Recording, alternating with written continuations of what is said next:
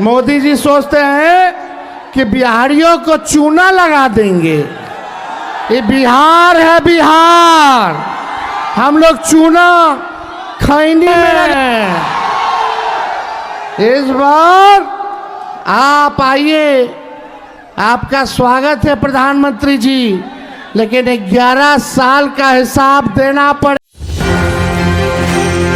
नमस्कार, मैं फरीदा गजल और आप देख रहे हैं एक न्यूज 24।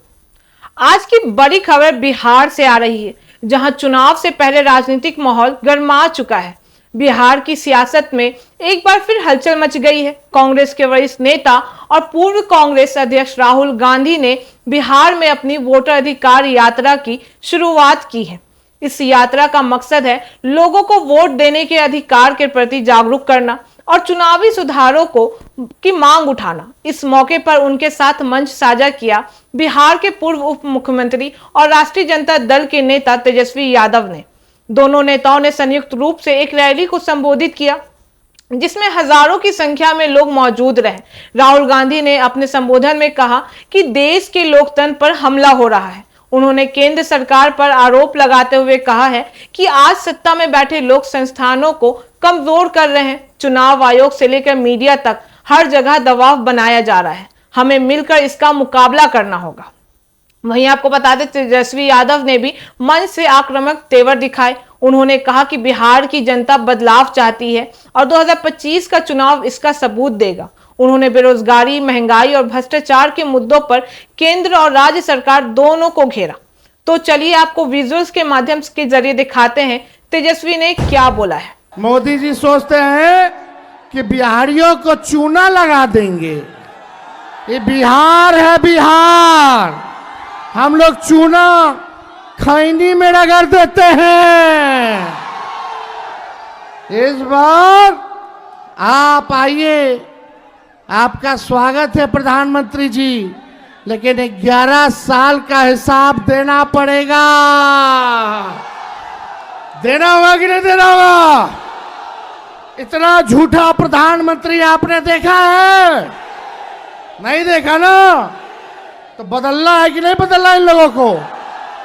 20 साल पुराना खटारा सरकार है। सरकार भी किसी भी गाड़ी को अनुमति नहीं देती है कि 15 साल पुरानी हो जाए तो चलाने दिया जाए। बैंड हो जाता है कि नहीं हो जाता? तो ये खटारा सरकार 20 साल वाली अब नहीं चाहिए। अब वही चाहिए जो बिहार में कारखाने लगाएगा, उद्योग लगाएगा, शिक्षा चिकित्सा को बेहतर करेगा और नौजवानों के हाथ में काम देगा।